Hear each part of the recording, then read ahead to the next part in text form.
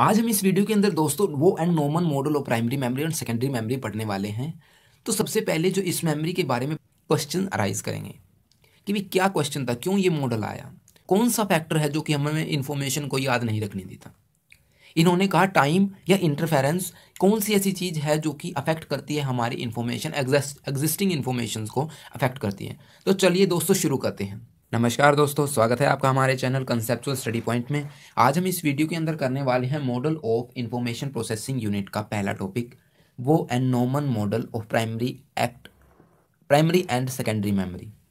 Okay, तो Waugh and Normans ने model के अंदर क्या बताया था, तो हम देखेंगे। जैसे सबसे पहले हमें ये पता होना चाहिए 1965 के अंदर जो पहली हमारी मॉडर्न बिहेवियरल मॉडल आया था, ये पहला मॉडर्न बिहेवियरल मॉडल था जो कि वो एंड नॉर्मन ने दिया था 1965 के अंदर।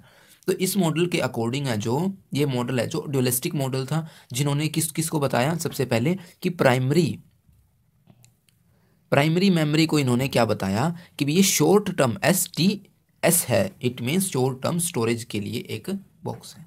मैं आपको बताना चाहूँगा वो एंड नॉर्मन ने जो किससे इंस्पायर हुए थे, ये विलियम जेम्स डिकोटोमी मॉडल से। विलियम जेम्स का जो डिकोटोमी मॉडल था उससे ये इंस्पायर हुए थे। इन्होंने बस उसके अंदर मॉडिफिकेशन किया था। मॉडिफिकेशन भी किस चीज़ का, क्वांटिफिकेशन का किया था। अभी हम इसको आगे पढ़ेंगे, ठीक है। तो अब हम जैसे आप देखिए ये जो पैटर्न है ना, ये आप एग्जाम के अंदर जैसे क्वेश्चन आ जाता है वो एंड नॉर्मन में आप एज इट इज उतार सकते हैं। आपको ये PDF हमारे टेलीग्राम ग्रुप पर मिल जाएंगी। लिंक आपको डिस्क्रिप्शन में दिया गया है, ठीक है। आप जाकर चेक कीजिए डिस्क्रिप्शन बॉक्स, लिंक पर जाइए, लिंक पर क्लिक करोगे तो आपके फ़ोन का टेलीग्राम ओपन हो जाएगा और है जो आप PDF वहाँ से ले सकते हैं।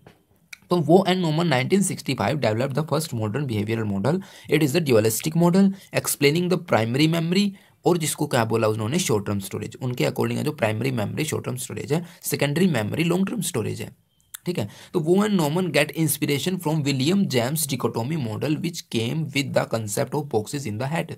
आप नेक्स्ट वीडियो के अंदर पढ़ने वाले हैं, जब मैं वीडियो डालूंगा, Atkinson and Shiffrin's the stage model.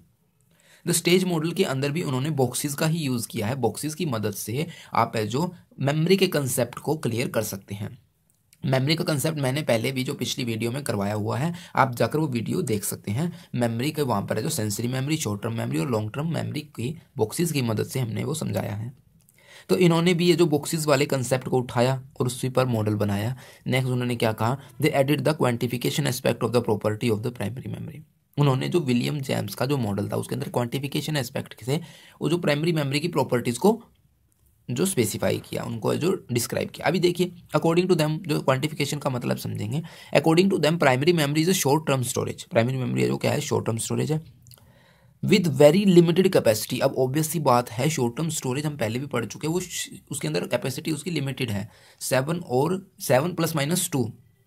ये जो आइटम्स है वो एक टाइम में याद कर सकता है कोई भी व्यक्ति। तो फिर बता, ओल्ड आइटम्स है जो are displaced by new ones much like in vertical. जैसे फाइल्स हम चेंज कर देते हैं वर्टिकल फाइल्स, वैसे ही इन्फॉर्मेशन, जैसे कोई नई इन्फॉर्मेशन आती है तो पुरानी इन्फॉर्मेशन को वो ओवरकम कर जाती है। हम नई इन्फॉर्मेशन पे ज़्यादा फोकस कर पाते हैं, हमारी पुरानी इन्फॉर्मेशन है जो हम वहाँ से डिके हो जाती है या हम उसको फॉरगेट कर देते हैं। एक्सपेरिमेंट के लिए उन्होंने क्या किया, they try to find out whether forgetting was a function of decay with time और इंटरफेरेंस इन प्राइमरी मेमोरी। कि भी क्यों हम भूल जाते हैं, क्या कारण था, समय वो फैक्टर है या फिर इंटरफेरेंस वो फैक्टर है जो कि प्राइमरी मेमोरी के अंदर है, जो इन्फॉर्मेशन को जो रहने नहीं देता, ठीक है। तो इसको समझने के लिए उन्होंने जो क्या किया, एक्सपेरिमेंट किया 16 डिजिट का किसी भी लर्नर के साथ।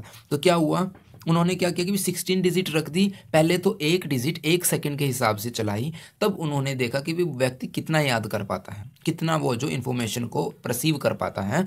और उसके बाद उन्होंने 4 डिजिट, सबसे पहले 1 डिजिट एंड 4 डिजिट, तो 4 डिजिट पर सेकंड। अब आप भी हिसाब लगा सकते हैं कि भी आपको मान लीजिए 16 वर्ड डिजिट है जो आपको कंटिन्यूसली 4 डिजिट पर सेकंड की रेट से आपको बताया जाए, तो आप कौन सी याद कर पाएंगे। चांसेस है कि आप 1 डिजिट पर सेकंड के हिसाब से आप ज़्यादा कर पाएंगे, ठीक है। इसी एक्सपेरिमेंट ने सपोर्ट किया उनको, उन्होंने एक्सप्लेन किया 1966 के आया वो एंड नॉर्मन मॉडल्स का कि they discover the interference to be a greater factor than decay due to time in forgetting in primary memory. कि भी जो दखल अंदाजी है, इंटरफेरेंस होती है हमारी एग्जिस्टिंग मेमोरी के अंदर, नई मेमोरी के आ जाना, वो एक मेन कारण है हम जो इन्फॉर्मेशन भूल जाते हैं। जैसे कि 1 डिजिट पर सेकंड के अंदर in case of 1 digit, in case of 1 digit पर सेकंड, 1 डिजिट पर सेकंड के अंदर है जो क्या होता है उसके पास ज़्यादा टाइम होता है। अभी मैं आपको बोल दूँ 7, 2, 16, 17, 19, 50 सॉरी 20, 50, 57, 69, 79 एंड 68, 82 और ये डिजिट को अगर मैं आपको ऐसे बोलूँ 7, 16, 17, 19, 20, 50, 57, 69, 82, 79, 68, तो इसमें क्या होगा, एक डिजिट के लिए मान लीजिए आपको अगर 1 सेकंड दी जाती है तो आप आसानी से इनको याद कर पाएंगे। हो सकता है 4 याद रख पाएँ, हो सकता है 5 याद रख पाएँ, ठीक है। तो ये आपकी कैपेबिलिटी पर डिपेंड करता है। लेकिन अगर हम आपको 4 डिजिट पर सेकंड देंगे तो इम्पॉसिबल ही हो जाता है। वैसे करने को तो कर भी लेगा कोई ना कोई तो, लेकिन चांसेस बहुत ही कम हो जाते हैं। तो यहाँ इंटरफेरेंस होता है जो कि ग्रेटर फैक्टर है किसी भी इंफॉर्मेशन के डीके में। इन्फॉर्मेशन को फॉरगेट करने में सबसे जो मेन इंपॉर्टेंट जो फैक्टर है वो इंटरफेरेंस है। जब एग्जिस्टिंग इन्फॉर्मेशन, जैसे ही आपकी मेमोरी 7 को याद रखने की कोशिश करेगी तभी 16 आपके माइंड में आ जाएगा, उसके बाद 17 आपके माइंड में आ जाएगा, 20 आ जाएगा माइंड में। तो क्या हो रहा है, आपकी एग्जिस्टिंग जो इन्फॉर्मेशन है उसको ओवरकम कर रही है आपकी जो न्यू एक्सपीरियंस है, न्यू इन्फॉर्मेशन जो आपके माइंड में कम हो रही है वो उनको ओवरकम कर जाती है तथा जो पिछले वाली जो इन्फॉर्मेशन है वो डीके हो जाती है, हम उसको फॉरगेट कर देते हैं।